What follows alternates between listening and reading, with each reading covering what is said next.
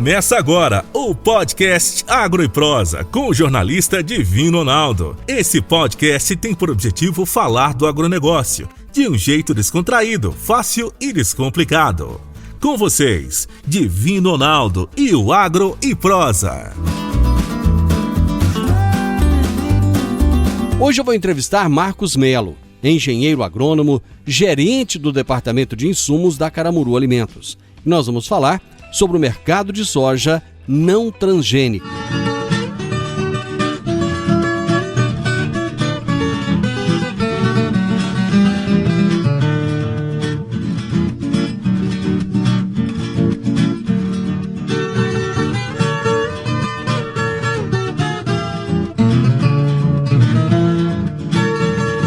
Marcos, muito obrigado pela sua disponibilidade. Prazer receber você aqui no programa. Boa tarde, Divino Ronaldo. É um prazer muito grande estar tendo a oportunidade de falar nessa emissora, na Rádio Morada do Sol. Ô Marcos, nós vamos falar sobre soja não transgênica. Hoje no Brasil se fala muito na soja RR, na soja modificada, na soja transgênica, né? Qual é a diferença básica da soja convencional para a soja transgênica?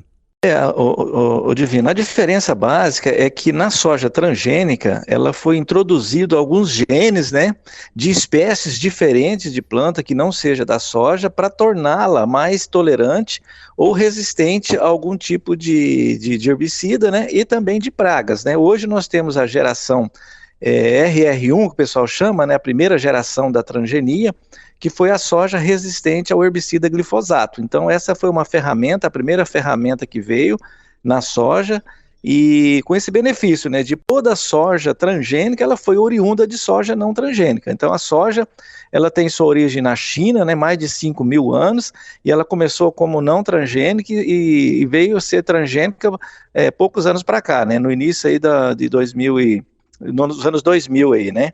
Então, assim, e tem essa segunda geração também que já chegou aí, que é a soja intacta, que é chamada de soja intacta, né? Que tem mais genes, né, de outras espécies também que tolera as lagartas, principalmente um grupo de lagartas aí, 3 tipos de lagarta, né? Então, isso é um benefício também, são ferramentas que vêm para o produtor, mas a soja convencional ainda continua. Por que é que um produtor rural plantaria hoje soja convencional, ao invés de plantar a soja transgênica?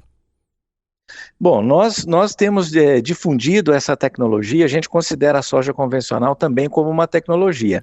A soja RR é uma tecnologia, a soja intacta também, e a soja convencional continua sendo uma tecnologia, apesar que tem uma área bem menor.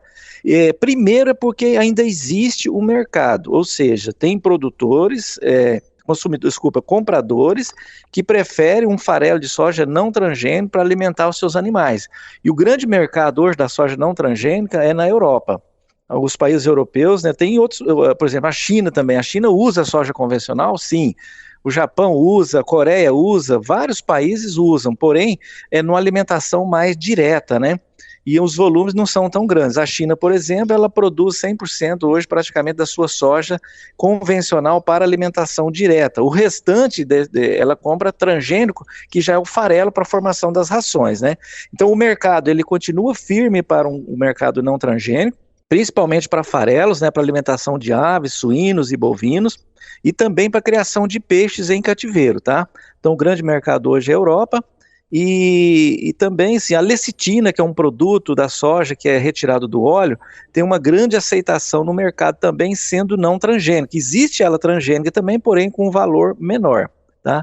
Esse seria um dos benefícios que a gente acredita e a gente defende, né? O outro seria a rotação de tecnologia, né? Porque, como eu disse, a soja convencional é uma tecnologia, o que diferencia ela é apenas essas duas questões que eu comentei inicialmente, né? Ela não resiste aos herbicidas, né? Esse herbicida específico, o glifosato, e também não tem essa tolerância às lagartas aí, conforme a intacta tem. Então, se você utiliza essa rotação de tecnologia, você usa alguns produtos, né, que na soja transgênica não tem. Então, ele vai acaba beneficiando a soja transgênica, porque o glifosato hoje ele não consegue controlar todas as plantas daninhas da soja transgênica, tá? Então, um outro benefício também é o prêmio, né? Então, para se plantar soja convencional hoje, o agricultor ele quer um prêmio, ou seja, um valor diferenciado pela saca da soja. Então hoje nós negociamos esse prêmio lá com os fornecedores, né, que compram o nosso farelo de soja e repassamos boa parte desse prêmio para o produtor. Então esse é um benefício bastante interessante. O outro benefício é essa soja convencional ou não transgênica, praticamente toda ela, com exceção de pouco volume, é processada no Brasil. Então isso gera emprego, gera renda, né? O dinheiro fica circulando na economia local. Então isso é bastante interessante. Uma outra coisa também, existe uma técnica chamada refúgio. Esse refúgio é uma área de em torno de 20% no mínimo que o agricultor deveria plantar quando ele planta a soja intacta, para não deixar perder a tecnologia, ou seja, para não quebrar a resistência dessa soja às lagartas. Então você planta um refúgio e nós recomendamos que essa soja seja a não transgênica, apesar que ela pode ser também a RR1. Então, teria que ser uma soja que não tem os genes de tolerância às lagartas, para não quebrar a resistência. Então, nós recomendamos que seja também essa soja convencional.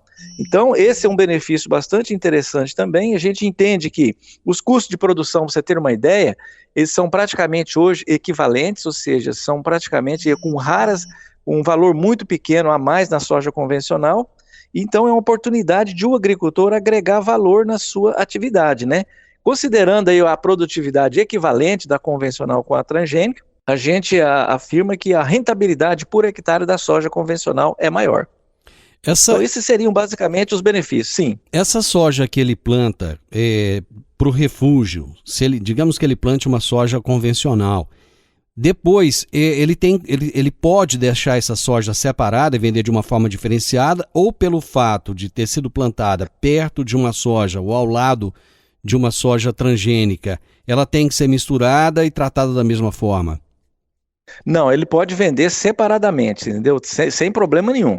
Esse refúgio é para evitar que as lagartas, né, se cruzam. Na verdade, é para elas se cruzarem e não criar resistência, porque se elas, por exemplo, o refúgio é para isso. Se você cruza uma lagarta convencional, ali, que está na soja convencional com uma transgênica, e aí normalmente você pega uma resistente e uma tolerante, né, e uma sensível. Aí normalmente o resultado dessa cruz ali vai dar uma sensível, aí vai beneficiar a intacta, ou seja, então não vai ter problema de quebra de resistência. Não é no caso de contaminação, não vai contaminar a soja convencional vai continuar sendo convencional. A única coisa ali que o refúgio é interessante é para ter esse cruzamento das pragas, que sobraria, né, que a intacta não conseguiu controlar, aí cruza com as lagartas da soja convencional, que são sensíveis, né, e aí dá um indivíduo, um filho, vamos dizer assim, um F1 que seja sensível à tecnologia da intacta. É basicamente isso, tá? Ou seja, é uma técnica de manejo, então. É uma técnica de manejo para fazer com que a ferramenta da intacta dure mais, entendeu? Isso é uma recomendação técnica das próprias empresas, né, da tecnologia intacta. Um solo em que já vem sendo plantado a soja transgênica já há alguns anos, num próximo plantio, o produtor já pode plantar a soja convencional ou existe alguma orientação nesse sentido? Não, ele pode plantar. Na verdade, assim, pode dar algum problema, Divino, é quando ele planta uma soja no verão, por exemplo, estarei colhendo agora, né? Ele plantou lá no verão do ano passado, em outubro, novembro, ele colhe agora em fevereiro, março. Se ele tiver uma perda significativa na colheita, ou seja, cair muitos grãos sobre o solo, e esses grãos, alguns deles não germinarem agora, e germinar lá na frente em outubro, novembro, agora desse ano que ele for plantar novamente, mas isso acontece quando ele não faz a safrinha. Quando ele faz a safrinha, chove bem agora, né, ele colhe a soja, essa soja que eventualmente caiu no solo, ela vai germinar. Em germinando, né, aí os herbicidas que ele vai utilizar para o milho, ele vai ter que dessecar para plantar, e normalmente mata essa soja, e não teria problema de nascer soja lá em outubro, novembro, e contaminar a soja convencional. Então, salvo algumas exceções, para campos de semente, né, não é muito recomendado você fazer isso, mas para grão o nível de contaminação aí é praticamente zero e não teria nenhum problema, tá? Agro e Prosa.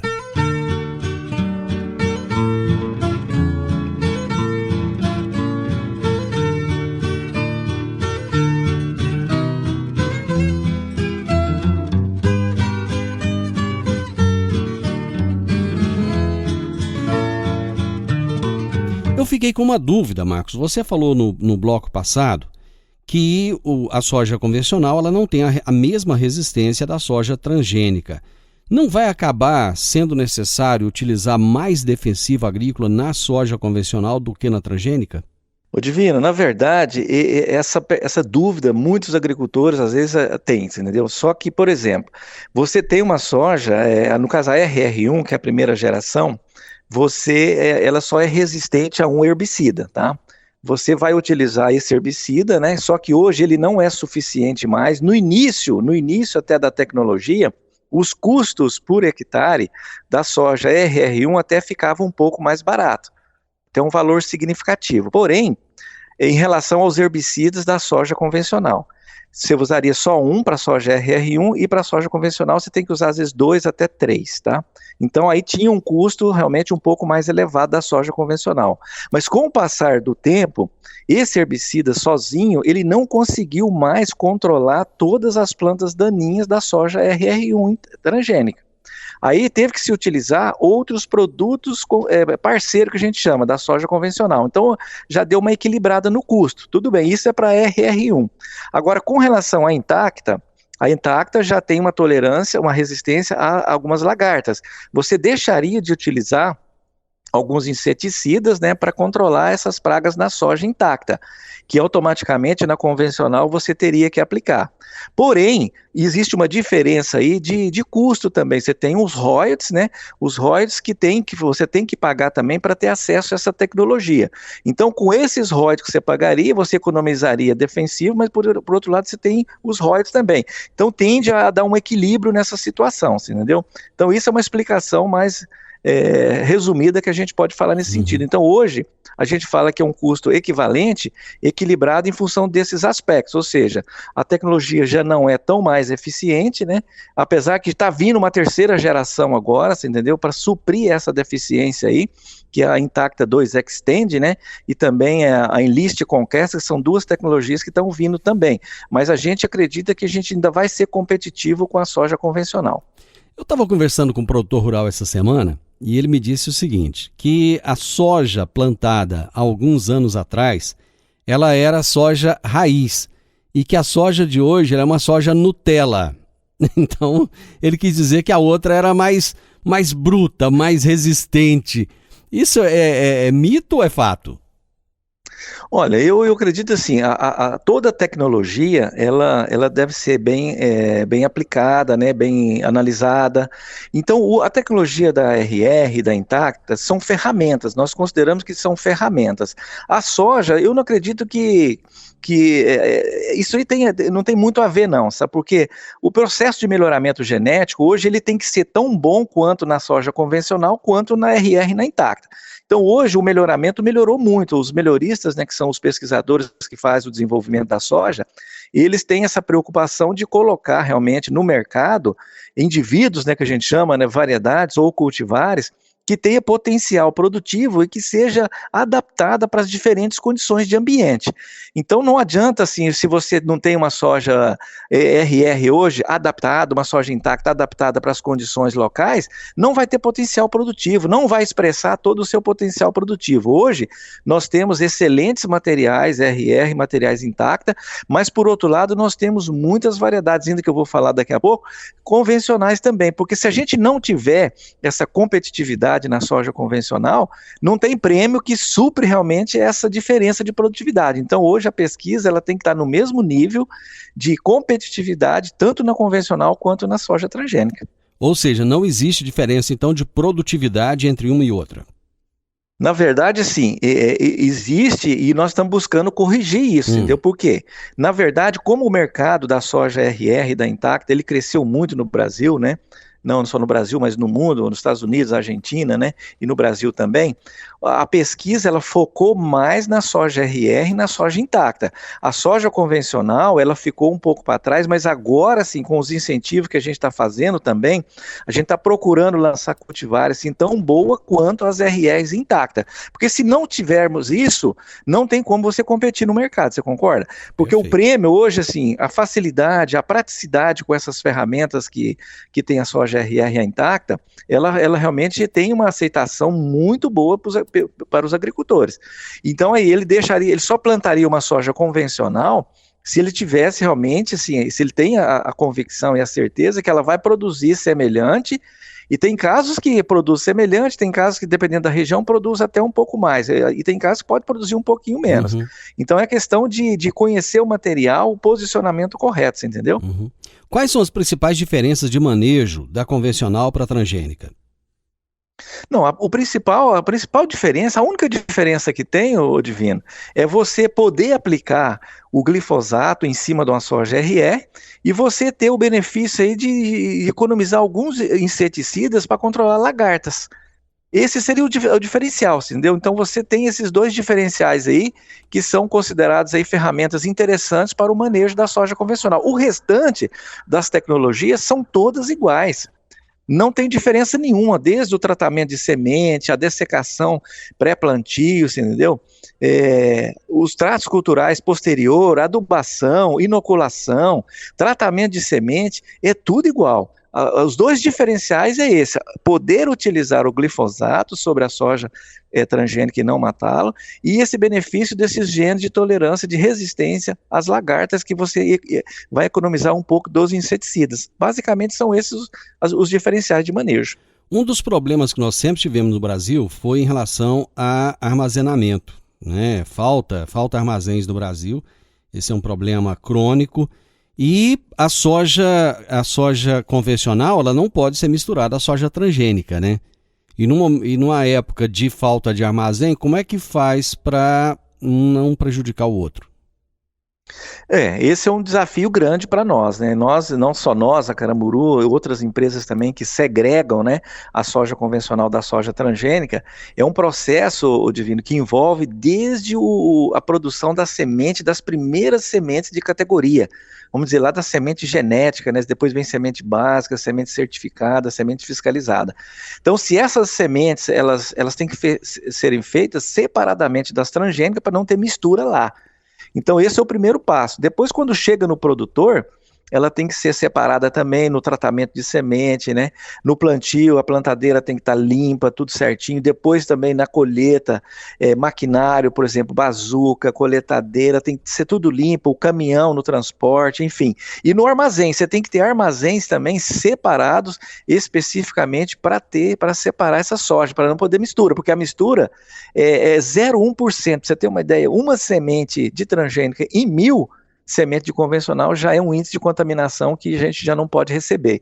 Então, é um cuidado que tem que ter para não ter problema de coisar. Agora, o desafio é grande, você tem que ter realmente unidades, né, separadas para não ter problema nenhum de mistura, porque senão você não aproveita, né? Contaminou, infelizmente você não aproveita ela como convencional. Agro e Prosa, falando do agronegócio de um jeito descontraído, fácil e descomplicado.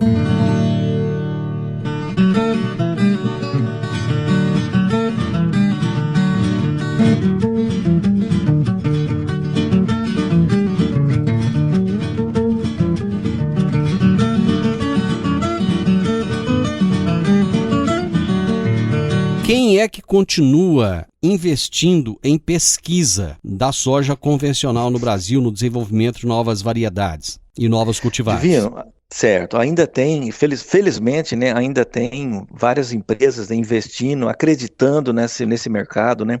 É um mercado menor, porém a gente sempre diz que tem que ser um mercado extremamente organizado, oferecer para os agricultores os mesmos níveis, né, de qualidade, né, para o agricultor, porque hoje o mercado de transgênico ele faz isso, então a gente tem que ter essa expertise e essa capacidade de oferecer esses produtos, né? Uma das empresas, vou falar aqui, eu citar algumas empresas, a Embrapa, né, é uma empresa de pesquisa agropecuária, uma empresa estatal que nunca parou de pesquisar a soja convencional. Na verdade, as outras empresas também, a maioria delas, continua pesquisando a soja convencional, porém não lança variedades, ou seja, eles introduzem, né, essas tecnologias nas variedades e transformam elas em transgênica. A Embrapa é uma delas, né, que está firme no mercado. A TMG, a Tropical Melhoramento Genético, continua pesquisando soja convencional, inclusive para o Mato Grosso e para Goiás também. Universidades como a Universidade Federal de Viçosa, da qual a Caramuru tem parceria, está investindo, né, recursos também para ter materiais, ofertar materiais no mercado. A Universidade Federal de Uberlândia, que está próximo da gente aqui, que está fazendo pesquisa de soja convencional também. Sementes Caraíba, aí de Rio Verde, Sementes Caraíba aqui da nossa cidade de Rio Verde, está também pesquisando soja convencional e tem previsão de lançamento aí de 3 cultivares para essa próxima safra 21-22. Nós temos a Agronorte Pesquisa e Sementes, uma empresa regional lá de Sinop, no Mato Grosso, que tem um papel fundamental. Ela é pesquisa de soja, de arroz e de feijão. Hoje, você tem uma ideia, essa empresa ela domina mais de 50% do mercado da soja convencional do Mato Grosso. Nós temos 2 universidades em São Paulo também, que está pesquisando, a Unesp de Jaboticabal, a Exalc USP lá de Piracicaba. Inclusive eu estive visitando recentemente eles lá, estão com um programa de soja não transgênica também para lançar variedades no mercado. Então esse assim, pela nossa felicidade, a gente está precisando fazer um pouco de investimento também, para que eles possam desenvolver variedades com competitividade em relação às transgênicas aí no mercado. Qual que é a área de soja convencional plantada em Goiás e no Brasil? Ô, Divino, hoje, assim, Goiás está com em torno de 58 mil hectares, tá? Nessa última safra, 2021. A gente está com um programa agora de incentivo aí para melhorar, aumentar essa área. Nós estamos com a pretensão de chegar em pelo menos aí 80 a 90 mil hectares. Esse é o nosso objetivo aqui no estado de Goiás. Tem potencial para isso. São fatores, esses 10 fatores que eu falei inicialmente aí. Os principais são essas variedades. Você ofertar variedades de soja convencional, competitiva com as RRs e com as intacta. E isso é o trabalho que nós estamos fazendo, aliado a um prêmio, né? O prêmio ele é fundamental para o agricultor tomar a decisão. Normalmente a gente sempre brinca, né? Ele toma a decisão pelo prêmio, o prêmio tem que ser significativo para ele, e as variedades, a oferta de variedades competitivas, certo? Hoje é essa área de 58 com pretensão de chegar em 80 a 90 mil hectares da safra 21-22. E esse prêmio hoje ele é competitivo? Então, esse prêmio, às vezes essa área, mas é uma área tão pouca, né? Goiás planta mais de 3 milhões de hectares, né? De soja de uma forma geral, e só tem 58 mil hectares. Então, essa oscilação realmente do prêmio, às vezes tem alguns momentos que tem essa oscilação, e aí oscilando o agricultor realmente ele afasta. Se o prêmio é melhor, ele volta a plantar. Se afasta, realmente ele deixa de plantar, se o prêmio cai, né? Então esse ano a gente está com uma proposta de prêmio aí bastante interessante, né, para o agricultor, já estamos oferecendo isso para ele. A gente tem uma expectativa, né, além das variedades também que nós estamos oferecendo aí, só para você ter uma ideia, esse ano nós estamos oferecendo aí em torno de 17 cultivares de soja para Goiás e somando com as variedades que são adaptadas para o estado do Mato Grosso também, em torno de 27 cultivares de soja aí adaptadas para as regiões de Goiás e do Mato Grosso. O diretor administrativo do Instituto Soja Livre, o Roque Ferretti, ele expressou uma preocupação com a quantidade de chuvas, né, durante a colheita, que segundo ele já compromete campos de semente. E ele disse o seguinte, abre aspas, isso nos faz concluir que teremos poucas sementes na safra 2021-22. Os sementeiros precisam estar preparados. Eu gostaria de ouvir a sua opinião a respeito dessa fala. Divino, é uma realidade, infelizmente, isso acontece todos os anos, né, assim, praticamente todos os anos, não só para a soja convencional, mas para a soja transgênica também. No Mato Grosso, principalmente, que é uma região, né, um estado que chove mais em relação a Goiás, apesar que esse ano nós tivemos aí atrasos no plantio em Goiás, atrasos no plantio em Mato Grosso também. E aí quando foi plantado, e aí no Mato Grosso e aqui, quando começou, a soja estava pronta para ser colhida e começou a intensificação de chuva, né? E isso realmente não é bom, né, para a colheita de semente. Às vezes no Mato Grosso até perde-se grão também, imagina para semente, né? Então o grão, ele precisa estar bem em um estado bom para colher, para semente, né? E para grão também. Se tiver com grão, nível de avariado, o agricultor tem perdas também, perdas de produtividade e perdas de qualidade, né? Essa é uma preocupação, com certeza, né? Mas assim, a gente acredita que para o crescimento que a gente está projetando, em função do que nós já fizemos levantamento, pode ser que ele não seja prejudicial. A partir que, apesar que ainda estamos em fase de colheita, né? Não está totalmente definido ainda a colheita, temos vários locais que ainda estão em colheita, no Mato Grosso também, no Mato Grosso um pouco menos, mas aqui em Goiás tem muitas pessoas que ainda estão colhendo campos de semente, em Minas Gerais também, no Paraná também a colheita não encerrou, está na metade ainda, dependendo dos nossos fornecedores. Então, assim, é uma preocupação, sem dúvida nenhuma, né? Todos os anos é assim, e poderá faltar alguma variedade também, talvez em volume, até de RR de intacta também, mas não deixa de ser uma preocupação, com certeza. Uma outra questão colocada pelo Instituto Soja Livre é que existe a necessidade dos compradores da soja convencional brasileira firmarem contratos de longo prazo com os agricultores para dar uma segurança em relação aos bônus pagos pela soja convencional. Sim, essa é uma estratégia nossa, inclusive, nós estamos já procurando negociar com os nossos principais compradores, né, lá na Europa, Holanda, Alemanha, entre outros países. Assim, olha, nós temos que estruturar o mercado do convencional, nós temos que estruturar a produção de semente, nós temos que estruturar a pesquisa, nós temos que estruturar os produtores, porque senão fica nesse vai e vem, né? Então isso é fundamental, isso é importante. Hoje, para você ter uma ideia, nós estamos fazendo proposta para os produtores para a safra 21-22, e se ele quiser já fechar contratos também para a safra 22-23, a nossa empresa já está disposta a fazer isso também. Por quê? Porque isso dá uma segurança maior, não só para a indústria, mas para os produtores e para o consumidor final lá fora, né? Porque o cara está fazendo a sua ração lá para tratar suas aves lá, e o seu suíno, e ele tem uma inconstância de fornecimento, para ele é ruim. Para nós também é ruim, nós temos uma indústria específica para isso, se tem menos soja, você vai ter que, o seu custo industrial fica maior, então, e para o produtor é ruim também, para o planejamento dele, então assim, a cadeia produtiva como um todo, é fundamental que tenha essa organização, e nós estamos buscando isso, o Instituto Soja Livre, nós participamos do Instituto Soja Livre também, participamos da diretoria também, e é fundamental que a gente tenha essa organização, dessa cadeia produtiva, com certeza. Você tem os valores para fechamento dessas duas próximas safras? Olha, Divino, nós estamos trabalhando agora em Goiás para um prêmio aí em torno de R$12 por sacas, né? E para a próxima safra, a gente acredita que a gente está verificando com o produtor nesses mesmos níveis, ou talvez um pouco mais. Estamos estudando caso a caso, tá? Então hoje o prêmio está em torno aí de R$12, né? A gente está ofertando isso para o produtor e estamos buscando, né, demandas, né, para tentar ver se conseguimos até um valor maior para incentivar os produtores, né, para essa safra 21-22 e para 22-23 também, tá? Perfeito. Então, você acha que os produtores rurais devem apostar mais na soja convencional para o próximo ano safra?